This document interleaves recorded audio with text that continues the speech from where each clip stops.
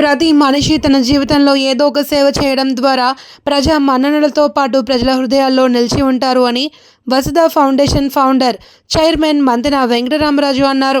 Gajuwaka police station సమీపంలోని సీతారామ కళ్యాణ మండపంలో విశాఖ జిల్లాల మానవతా సంస్థల ఆధ్వర్యంలో వెంకటరామరాజు వరలక్ష్మి దంపతులకు ఆత్మీయ అభినందన సత్కారం ఏర్పాటు చేశారు.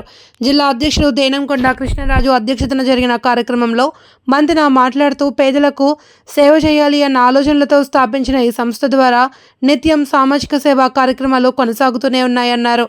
తన ఇద్దరు కుమారులతో సమానంగా వసుధ ఫౌండేషన్కు ఆస్తిలో భాగం కేటాయించామని, భవిష్యత్ తరాలకు ఈ సేవలు ఇలానే కొనసాగాలి అని నిర్ణయం తీసుకున్నట్లు చెప్పారు. పేదవాడికి కష్టం వచ్చిందన్న సమాచారం తమ దృష్టికి వచ్చిన మరుక్షణమే ఇతోధికంగా సాయం అందిస్తున్నట్లు చెప్పారు. కార్యక్రమంలో నేతలు కాశీ విశ్వనాథ్ రాజు, కటారి మురళీకృష్ణరాజు, సుంకర నారాయణ, అచ్యుతరావు, బల్లివాడ సత్యరావు, జిఎస్ఎన్ రాజు, దేనంకొండ పావని తదితరులు పాల్గొన్నారు. ప్రాంతాలకు అతీతంగా ఒక్క ఫోన్ ద్వారా వారికి తక్షణంగా మెడికల్గా ఆర్థిక సహాయం ఒక వసుధ ఫౌండేషన్ నుంచే అందుతుందని చెప్పి సభాముఖంగా తెలియజేస్తున్నాం. ఎవరికైనా సరే ఏదైనా కష్టం వస్తే ఆన్ స్పాట్ చేయగలిగితే అది డబల్ చేసినట్టు.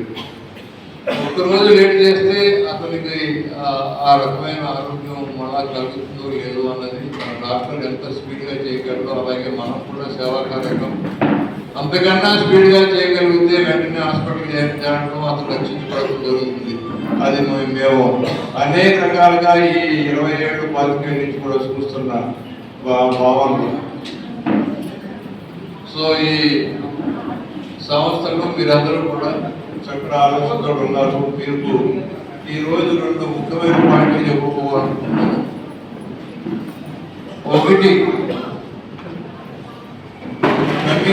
ఏప్రిల్ నుంచి ఆల్రెడీ సేవలు మొదలెట్టుకున్నాం. విజయాన్ని అంటే ఫుల్ స్కేల్లో లార్జ్ స్కేల్లో చేయాలని ఉద్దేశంలో ఉన్నాం. కొత్త ఫౌండేషన్, ఆ ఫౌండేషన్ కూడా మళ్ళా డబుల్ రిజిస్ట్రేషన్ చేసి దాన్ని ఏమంటారు ఎవ్రీ ఇయర్ అండర్ సెక్షన్